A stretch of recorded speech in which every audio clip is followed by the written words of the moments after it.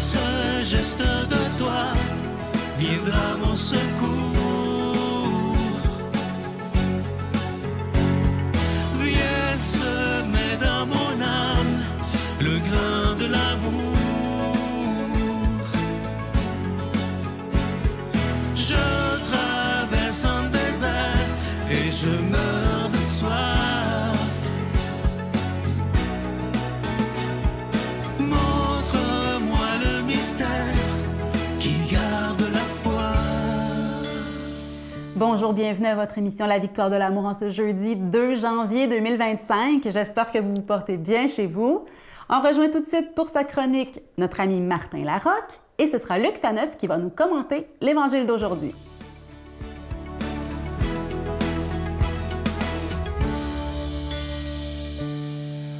Bonjour les victorieux, les victorieuses et tous ceux qui doutent encore, même en 2025. Je pense qu'on est dans la période des résolutions.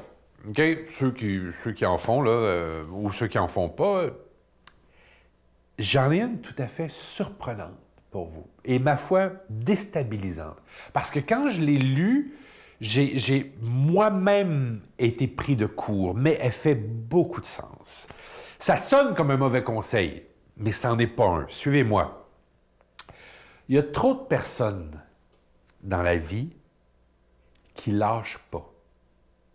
Ou il y a trop de personnes dans la vie qui abandonnent pas.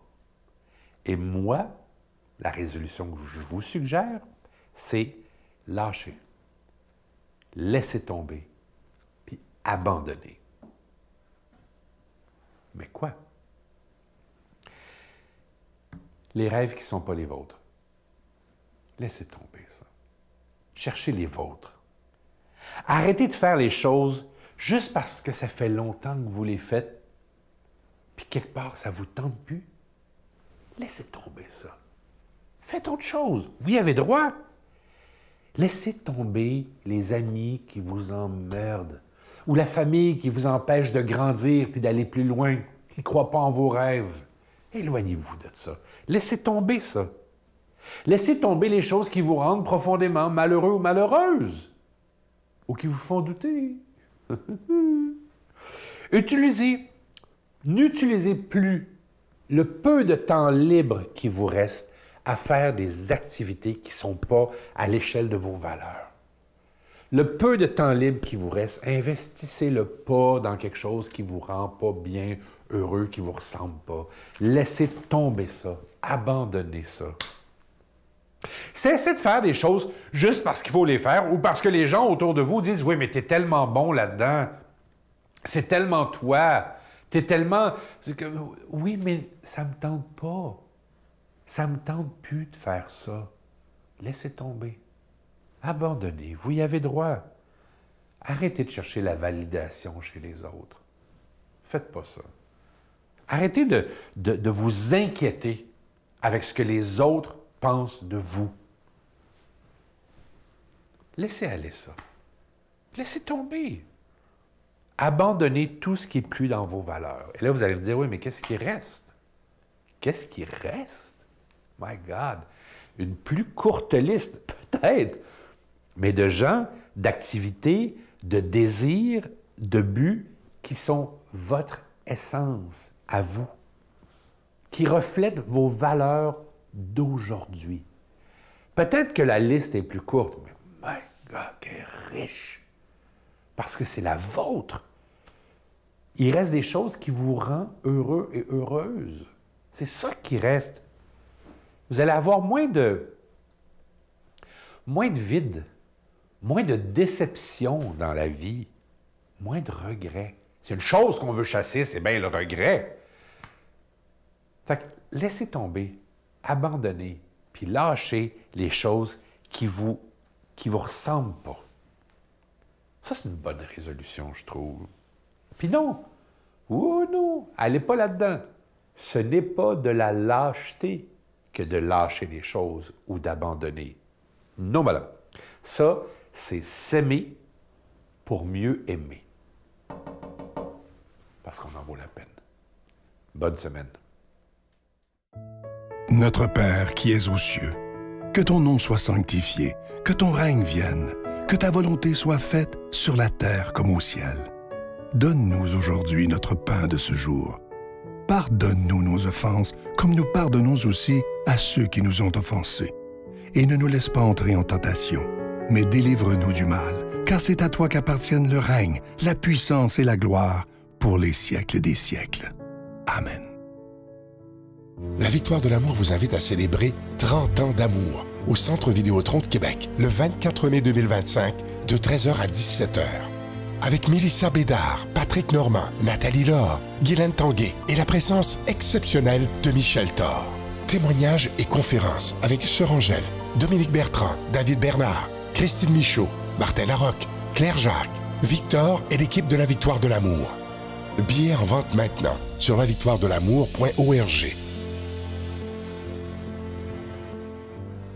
Je prends quelques instants pour solliciter votre aide pour le ministère de la Victoire de l'amour. Je suis content de vous présenter ce magnifique cadeau du mois en janvier. C'est à peu près toujours un beau chapelet. Il y en a qui les collectionnent. Regardez comment il est beau cette année. Il est en cristal et il y a une très, très belle image de la Vierge de Lourdes qui est absolument magnifique. Je vous rappelle que ces chapelets sont pas faits en industrie, sont faits à la main par des religieuses de Mexico et sont faits dans la prière. Alors, je remercie ces religieuses d'ailleurs de fabriquer ces si beaux chapelets pour nous. Je vous rappelle que vous pouvez également toujours vous procurer cette magnifique carte de Marie que vous voyez présentement à l'écran et tous les cadeaux qui sont disponibles sur notre site Internet. Je vous rappelle également que vous recevrez un reçu pour fin d'impôt et je vous dis merci pour tout ce que vous faites pour la Victoire de l'amour. Ça va faire 30 ans dans quelques semaines que cette émission existe et elle n'existe pas grâce à moi seulement, mais surtout grâce à chacun et à chacune de vous parce que si vous n'étiez pas là, évidemment, qu'on ne pourrait pas continuer. Alors merci de tout cœur de ce que vous ferez pour la Victoire de l'amour en ce mois de janvier. Voici comment vous procurer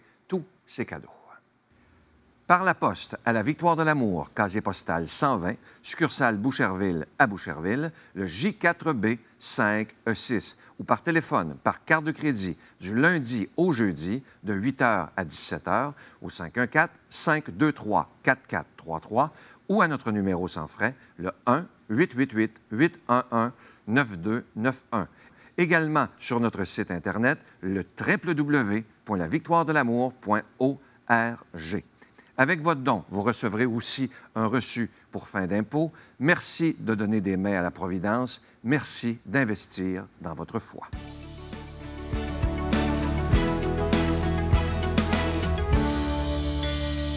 Mon Dieu, donnez-moi la sérénité d'accepter les choses que je ne peux changer, le courage de changer les choses que je peux et la sagesse d'en connaître la différence. Amen.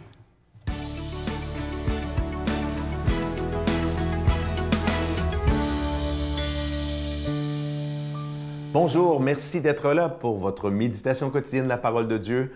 Toujours un immense bonheur pour moi. J'allais dire surtout en ce début d'année, voilà, de tourner le regard vers Jésus pour entendre, pour goûter ce qu'il a à nous proposer comme cadeau, parce que voilà, l'Évangile, le lire, le méditer, le ruminer, c'est un cadeau de chaque jour. Justement, dans l'Évangile d'aujourd'hui, on va être invité à méditer et à reconnaître à travers le témoignage de Jean le Baptiste la vraie identité de Jésus de Nazareth. Mais avant de débuter, demandons à l'Esprit Saint de venir inspirer mes paroles afin qu'elles augmentent en moi, en nous, l'amour de Dieu et de notre prochain. Nous sommes le 2 janvier. Le 2 janvier, je ne sais pas pour vous, mais moi j'ai toujours une tradition, c'est de transmettre mes vœux de bonne année. Des vœux que j'ai, j'allais dire, travaillé, que j'ai médité pendant plusieurs années, alors je vous les livre comme tels.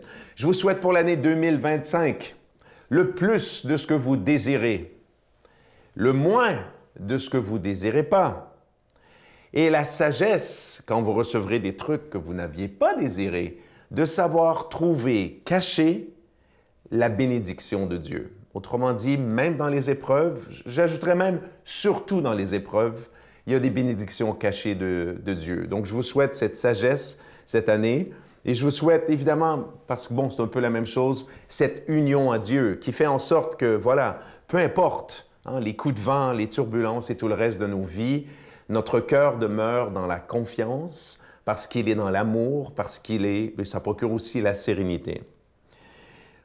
Les évangiles qui suivent depuis quelques jours et pour quelques jours, la fête de Noël, veulent nous montrer qui est Jésus de Nazareth, pour qu'on ne se centre pas trop juste sur, ben voilà, il y a un enfant qui est né, oui, on répète qu'il est Dieu, mais voilà, on dirait qu'on cherche déjà par anticipation, dès quelques jours après sa naissance, dans la liturgie de l'Église, on veut tout de suite dire qui il est.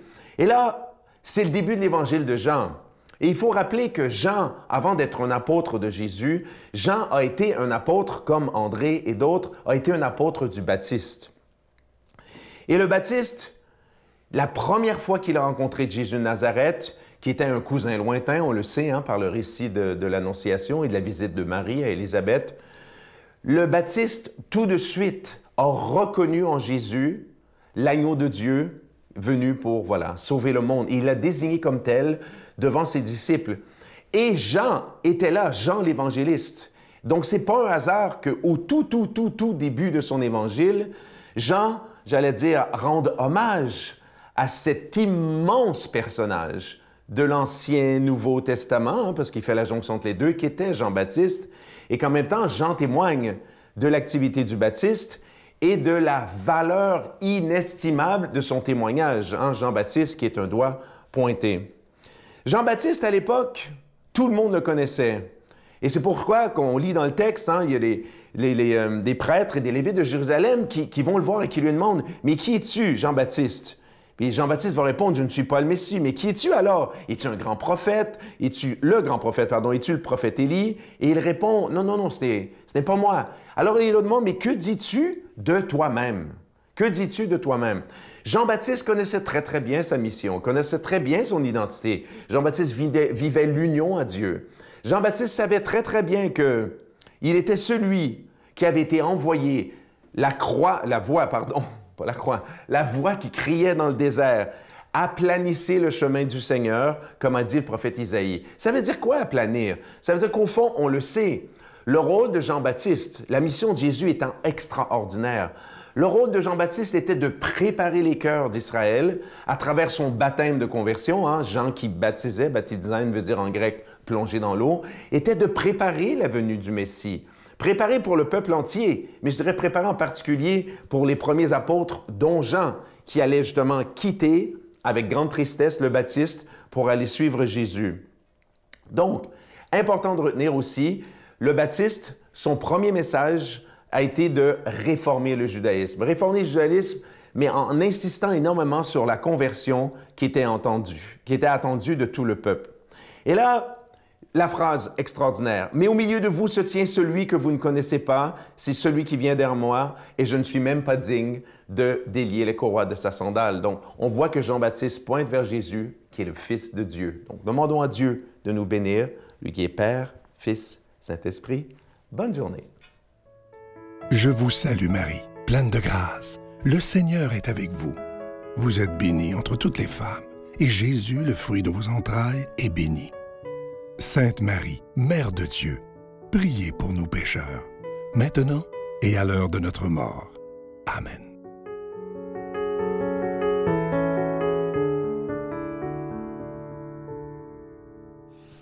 Si vous aspirez à voir des changements dans votre vie, le début d'année, c'est un bon moment pour confier ça au Seigneur, pour essayer de prendre conscience de ce qu'on veut changer. C'est le temps des résolutions, hein? Comme il y en a souvent été question.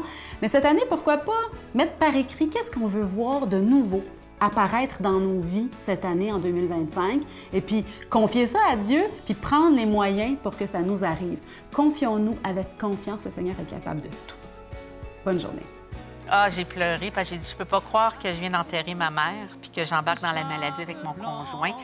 Blanc l'innocent, le sang du poète qui en chantant invente l'amour pour que la vie s'habille de fête et que la nuit se change en jour, jour d'une vie où l'aube se lève pour réveiller la file aux yeux lourds.